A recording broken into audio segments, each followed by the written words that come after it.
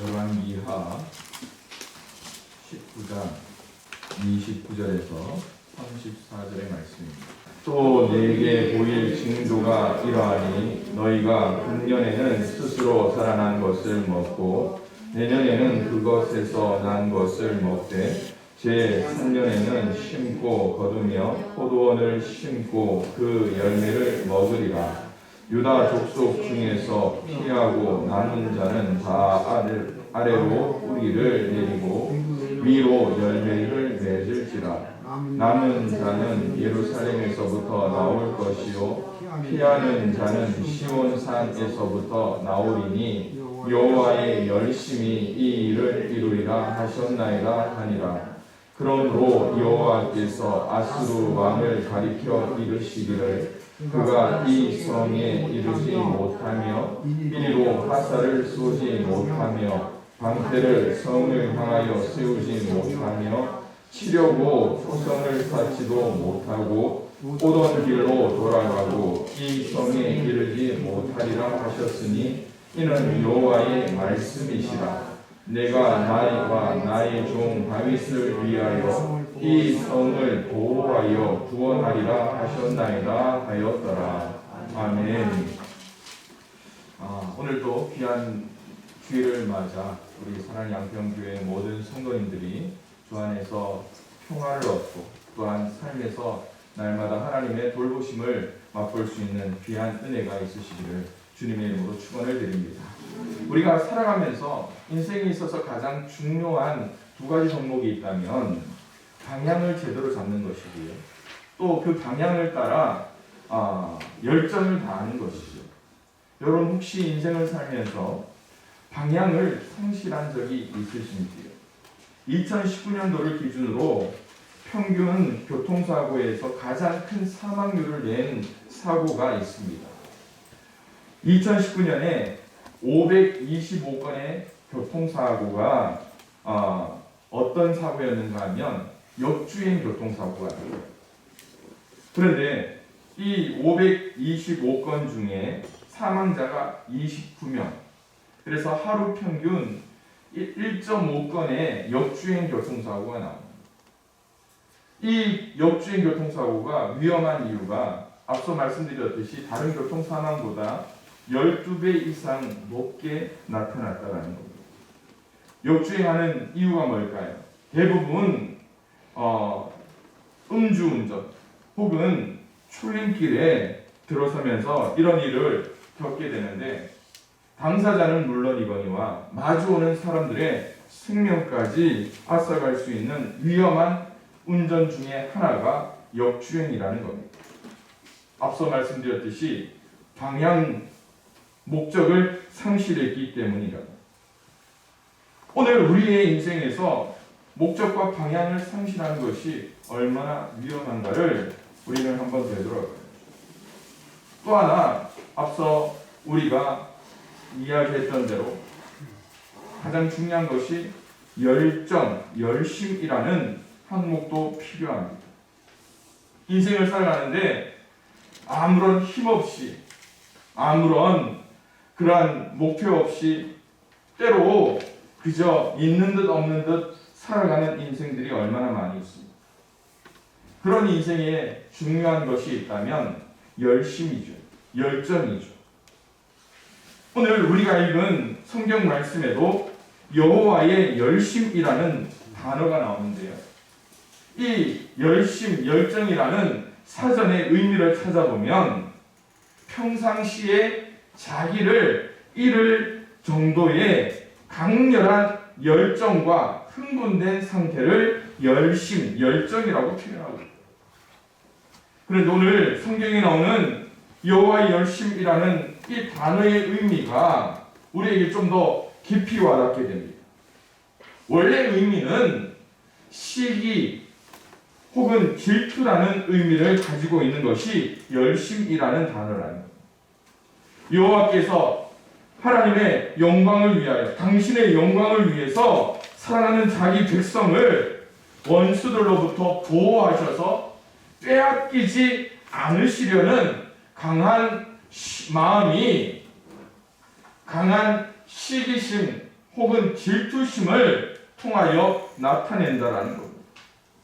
그러므로 여호와의 열심이라는 것은 자기 백성을 향한 하나님의 뜨거운 사랑의 표현이며 사랑의 감정이 열심이라는 것으로 드러나게 되는 겁니다. 그리고 그 열심으로 인해 하나님의 말씀은 그 백성들에게 이루어지고 그 백성들을 구원하시며 세상의 역사의 주관자가 되시는 하나님의 전능하심이 온전히 드러나게 된다는 것이죠. 그런데 왜 하나님께서 이 여호와의 열심이라는 단어를 이 열왕기를 통하여 나타내고 있는가를 한번 생각해 보게 됩니다. 오늘 우리가 읽은 열왕기하 19장의 말씀은 이사야 37장과 연결되는 말씀입니다. 그 배경에 나오는 히스기야의 기도와 하나님의 열심을 통한 하나님의 구원이 드러나고 있는 본문의 말씀입니다. 유다왕 히스기야 14년에 아수르가 남유다를 침공합니다. 국가적인 위기 속에서 히스기야 왕은 전쟁을 위한 다른 많은 결심을 하고 결정을 해야 하는 상황 속에서 그가 할 수 있는 힘이 없다는 것을 깨닫게 됩니다. 그럴 때 하나님의 백성이 무엇을 할 수 있을까요? 맞습니다. 하나님 앞에 기도하는 거예요.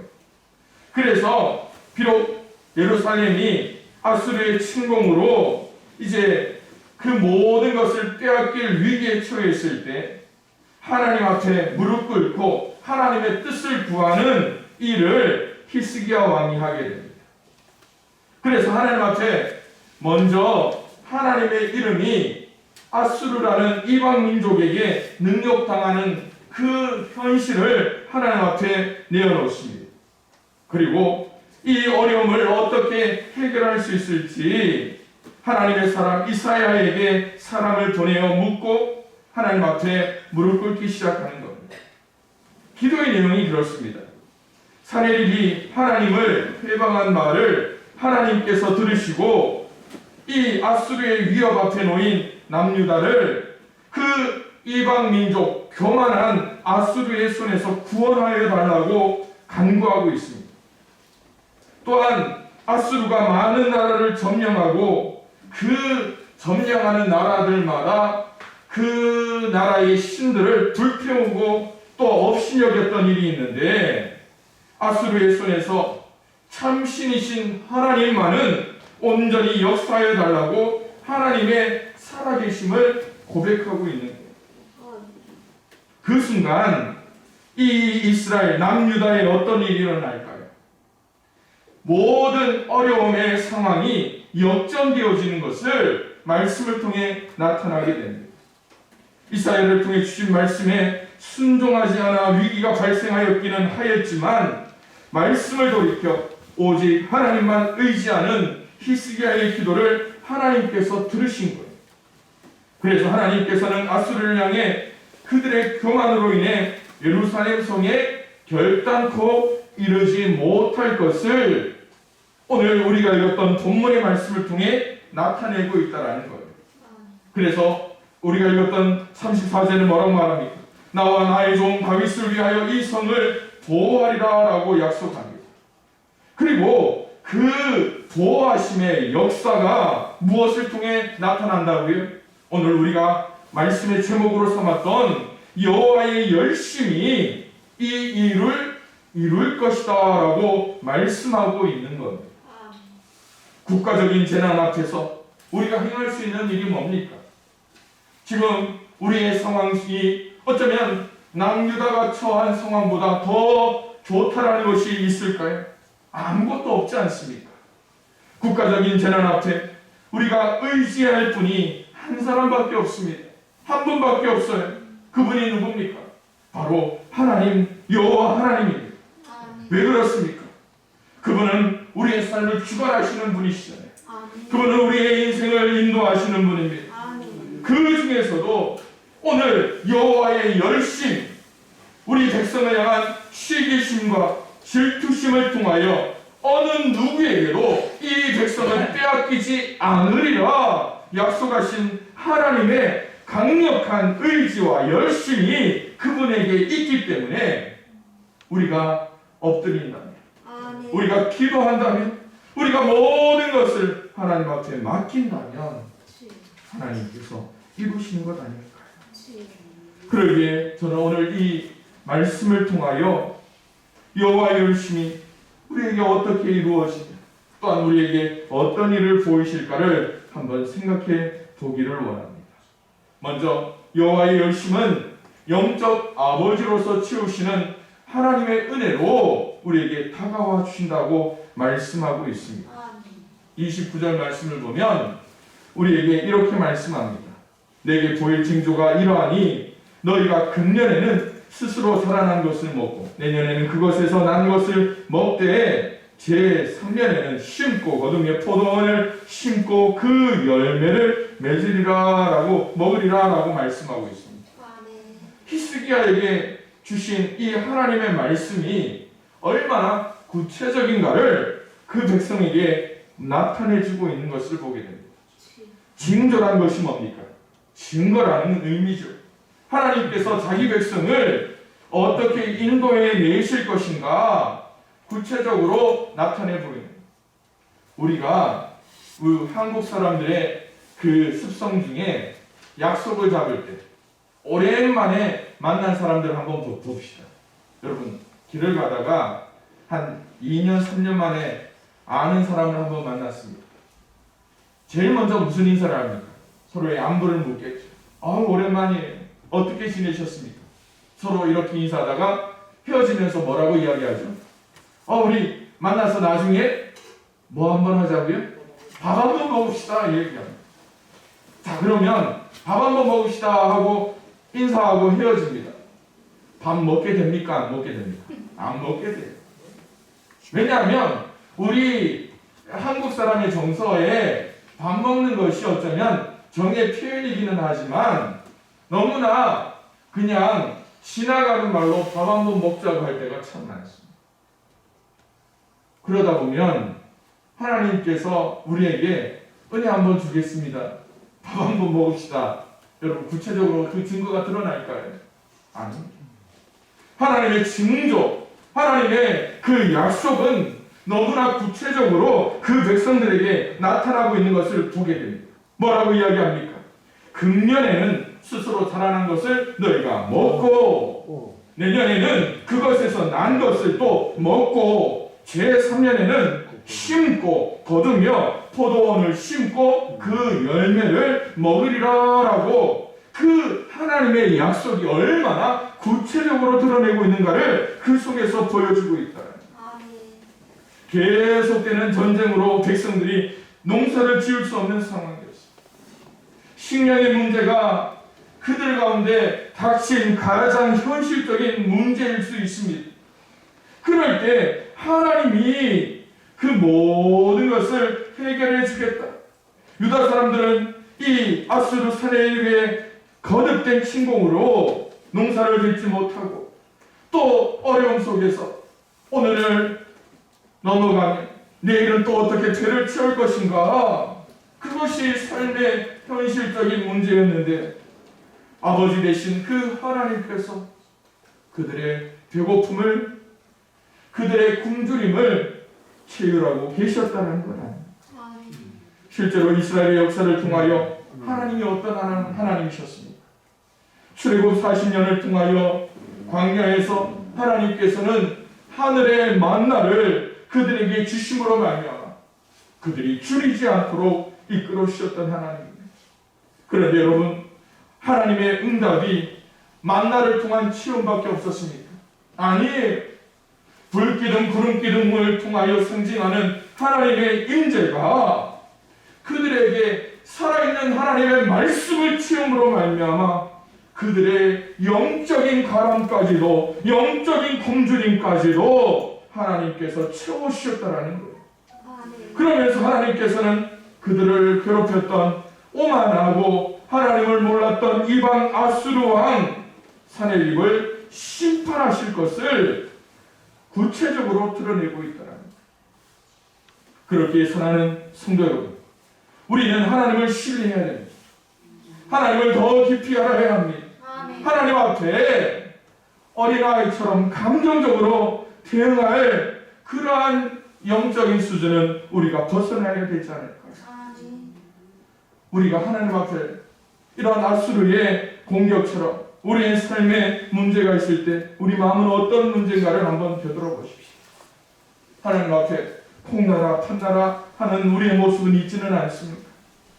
하나님 앞에 우리가 심판당하고 어쩌면 우리가 어려운 일을 당할 때에 하나님 앞에 먼저 자복하고 회개하는 것이 우리의 생활이었습니까? 아니면 하나님 앞에 하나님 왜 내가 고난받아야 됩니까? 라고 투정 부리고 있었지는 않습니까?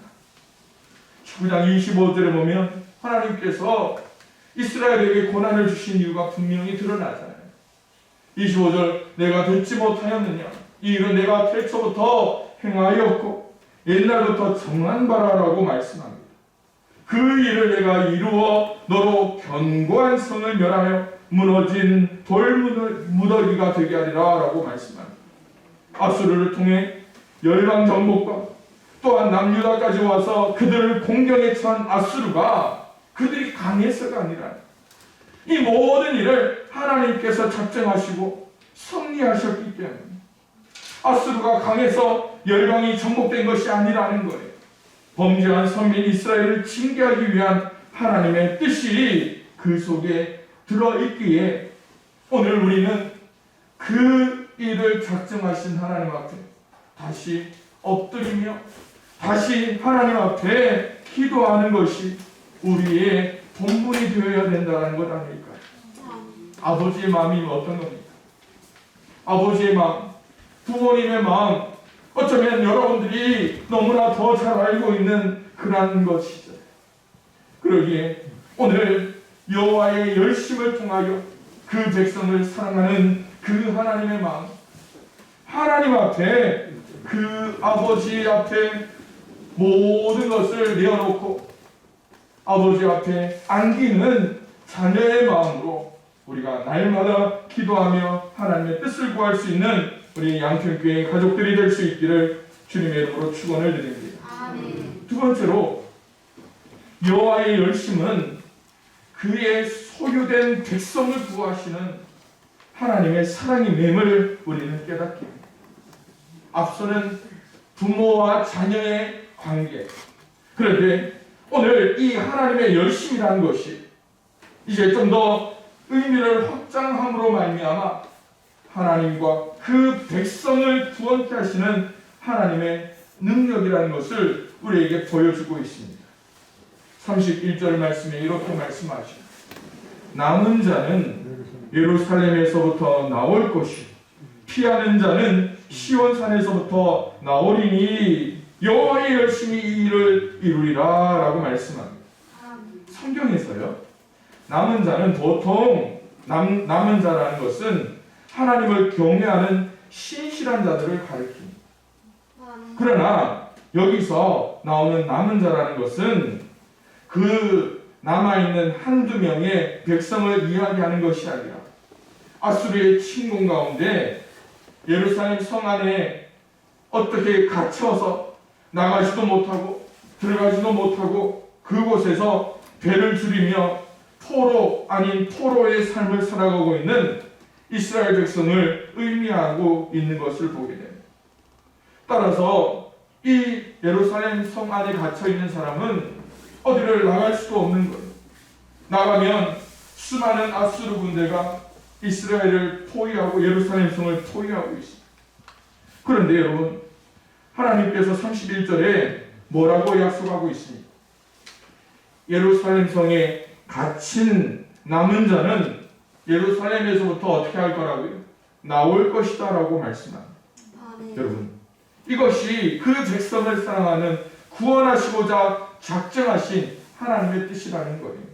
네. 앞서서 먹을 양식을 걱정하지 않아도 된다라고 하나님께서 말씀하셨잖아요.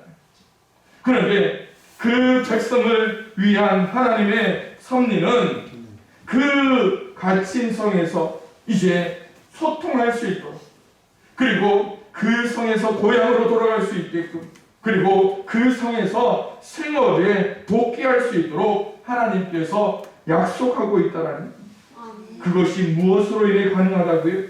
하나님의 열심, 여호와의 열심을 통하여 가능케 하겠다라고 약속하고 있습니다. 그렇다면 여러분, 여기서 앞서서 제가 드렸던 말씀을 기억하고 있습니까? 아수르가 강해서 열방을 점령하면서 예루살렘까지 왔다고요? 아닙니다. 자, 그렇다면 이스라엘의 상황, 남유다의 상황을 한번 봅시다. 남유다가 강해서 예루살렘 성에서 이제 나갈 수 있게 되었습니까? 아닙니다.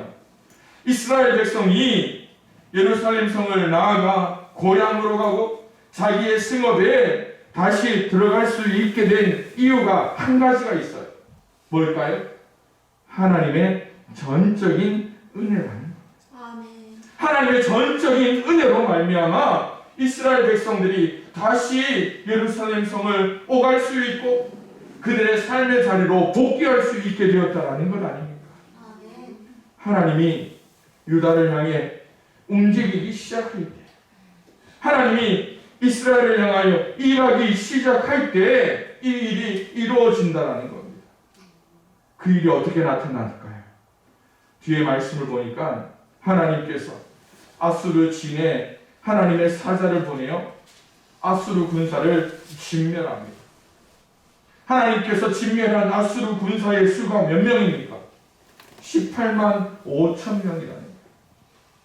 18만 5천 명의 군사가 예루살렘 성을 한 겹, 두 겹, 세 겹, 네 겹으로 계속 에워싸있다 할지라도 하나님께서 일을 하시니까 그 아수르 군사가 하루아침에 다 송장이 되어버리는 사건. 결국 아수르 왕 사네립이 예루살렘을 포기하고 본국으로 돌아가게 됩니다. 그리고 본국에서도 어떻게 됩니까? 하나님의 심판 가운데 이 사네립이 처참하게 죽게 되었다. 요즘 말대로, 요즘 드라마 보시는 분들은 아시겠죠? 이게 하나님의 클래스예요. 하나님의 클래스. 그러기에 하나님께서 그 백성들에게 행하시는 말씀이 뭘까요? 출애굽기 24장 출애굽을 한 이스라엘 백성에게 하신 말씀을 우리는 기억합니다. 모세가 백성에게 이르기를 너희는 두려워하지 말고 가만히 서서 여호와께서 오늘 너희를 위하여 행하시는 구원을 보라. 너희가 오늘 본 애굽 사람을 영원히 다시 보지 아니하리라. 여호와께서 너희를 위하여 싸우시리니 너희는 가만히 있을지어다. 뭐라고 이야기합니까? 여호와께서 오늘 너희를 위하여 행하시는 구원을 보라라고 말씀하고 있는 거예요. 그 하나님 오늘 우리에게도 일하심으로 우리를 구원하고 계시잖아요. 저와 여러분들을 구원하셨잖아요. 우리는 어떻게 살아야 됩니까? 하나님의 말씀을 우리는 따라 집중할 수 있습니다. 하나님이 세상을 이처럼 사랑하사 독생자를 주셨으니 이는 저를 믿는 자마다 멸망하지 않고 영생을 얻게 하려 합니다. 사랑하는 성도 여러분, 우리가 하나님의 자녀가 되었는데 무슨 두려움이 있습니까? 무슨 어려움이 있습니까? 로마서 8장에 이렇게 말씀합니다. 그리스도 예수 안에 있는 자에게는 결코 정죄함이 없나니 이는 그리스도 예수 안에 있는 생명의 법이 죄와 사망의 법에서 너를 해방하였습니다. 할렐루야. 오늘 여호와의 열심으로 말미암아 죄와 사망에서 해방되고 구원받은 우리는 하나님의 자녀로서 또한 하나님의 백성으로서 감사하며 나아갈 수 있어야 되지 않을까요?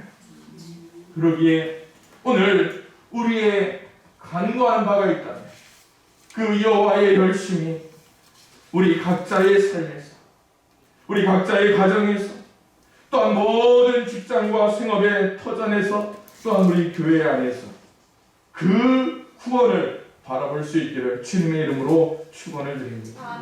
그렇다면 사랑하는 성도 여러분, 오늘 우리가 여호와의 그 열심을 통하여 우리가 어떻게 그 열심을 이어받을 수 있을까를 한번 고민해 봅니다. 그 열심을 사랑하는 하나님께서 우리 각자에게 주셨지만 더 놀라운 것이 뭘까요? 우리 각자의 뿐만 아니라 우리 교회를 통하여 그 열심이 이어지기를 바라고 있다라는 겁니다. 여호와께서 이 이스라엘을 사랑하시는 이유가 뭘까요? 여호와께서 이스라엘 백성을 사랑하시는 이유가 뭘까요? 34절을 보면 그 두 가지 이유가 나옵니다. 내가 나와의 종 다윗을 위하여라고 말씀합니다. 첫 번째 이유는 다윗을 사랑하기 때문에 그 이스라엘을 보호하였다라고 말씀합니다. 다윗이 어떤 사람입니까? 이스라엘 역대 왕들 중에 독보적인 왕입니다. 그리고 사도행전 말씀처럼 하나님 마음에 합한 자였다라고 우리는 알고 있습니다. 다윗이 하나님 중심으로 살았기 때문에 하나님은 여전히 그들을 이스라엘을 포기하지 않으시고 있다라는 겁니다. 열왕기상 15장 4절에 이렇게 말씀합니다. 그의 하나님 여호와께서 다윗을 위하여 예루살렘에서 그에게 등불을 주시되 그의 아들을 세워 뒤를 잇게 하사 예루살렘을 견고하게 하셨습니다. 여러분, 다윗 한 사람으로 인해 그의 후손들이 그렇게 잘못했다 할지라도 그 열심을 통하여 사랑하시는 하나님을 보게 하시잖아요. 여러분, 놀랍지 않습니까? 그러기에 여러분의 심령에 여호와의 열심이 여러분들 가운데도 나타나야 할 이유가 뭡니까? 다윗의 행하심으로 말미암아 그 자손들에게 히스기야 왕까지 하나님께서 보호하시는 은혜가 말씀에 나타나고 있습니다. 출애굽기 20장에 보면 나를 사랑하고 내 계명을 지키는 자에게 뭐라고 말합니까? 천대까지 은혜를 베푸시리라 라고 말씀하고 있습니다. 또 예루살렘을 보호하신 두 번째 이유가 뭡니까? 하나님 자신을 위하여 라고 말씀하고 있습니다. 하나님 자신을 위하여. 열왕기하 19장 18절에 보면요, 아수르가 가는 곳마다 점령하는 나라의 신들을 불살라버리는 일을 행하게 됩니다. 그런데 여러분 18절의 말씀을 한번 보십시오. 그들의 신들을 불에 던져 싸우니 이는 그들의 신이 아니요 뭐라고요? 사람의 손으로 만든 것 곧 나무와 돌뿐이므로 멸하였다라고 말합니다. 아수르가 가는 곳곳마다 그 나라의 신들을 불사르는데 하나님께서 보시고 어떻게 합니까? 그것들은 나무고 돌이니까 불사를 수밖에 없다라고 이야기해요. 그러나 아수르 군대가 아무리 강해도 멸망시키지 못한 한 나라가 있습니다. 이 아수르가 아무리 강하다 할지라도 불태우지 못한 한 신이 있었습니다. 그 나라가 어디입니까? 남유다에. 그 신이 누굽니까? 여호와 우리 주 하나님이라는 걸 우리는 알고 있잖아요. 우리 하나님께서 예루살렘을 보호하신 이유가 하나님 자신을 위하여 그토록 나타내고 있다. 이 상황을 통하여 오늘 우리의 현실을 한번 바라보려고 합니다. 엊그저께 뉴스를 보면서 눈물이 나. 코로나19의 확산 속에 교회가 얼마나 큰 잘못을 했기에 사람들이 교회에다가 계란을 던지고 교회를 멸시하는 일이 일어나고 있는가를 우리는 한번 되돌아봐야 해요. 신천지라는 이단에서 시작된 이 여러 가지 악재가 어쩌면 우리 주변까지 다가와서 많은 사람들이 그렇게 이야기합니다. 저기 양천교회도 신천지 아니냐? 저 양천교회가 인터콜이 아니냐? 저 양천교회가 IM 선교회가 아니냐라고 이야기하는 사람들이 생겨나고 있습니다. 그럴 때 여러분, 오늘 우리가 어떻게 기도해야 될까? 한 가지밖에 없습니다. 하나님을 위하여, 하나님의 영광을 위하여 이 땅에 다시 한번 더 여호와의 열심히 이 땅을 치유해달라고 우리가 기도해야 되지 않을까요? 우리가 제대로 믿어야 되지 않을까요? 하나님의 열심을 이 양평교회가 이어받아야 되지 않을까요? 이 시대에 수많은 사람들이 교회를 비방한다 할지라도 교회에 주신 사명을 제대로 감당한다면 하나님의 그 사랑의 불이 절대로 꺼지지 않을 것. 그러기에 우리가 하나님의 열심을 통하여 교회가 더 교회다워질 수 있기를, 성도가 더 성도다워질 수 있기를 우리가 기도해야 되지 않습니까? 방향을 상실하고 목적을 상실한 운전자는 도로 위에 난폭자가 될 수밖에 없습니다. 그러나 오늘 우리가 하나님을 향한 분명한 방향과 목적을 잡고 하나님이 주신 그 열심을 품고 우리가 다시 한 번 더 나아간다면 하나님께서 우리에게 긍휼을 더해주시지 않을까요? 여호와의 열심이 우리를 회복해 되기를 소망합니다. 아버지의 은혜가 우리 가운데 있기를 원합니다. 하나님의 구원케 하시는 사랑이 우리 가운데 있기를 원합니다. 하나님의 열심이 이 자리에 있는 모든 성도님, 온라인을 통하여 예배하는 모든 성도님 한 분 한 분에게 오롯이 나타날 수 있기를 주님의 이름으로 축원해 드립니다.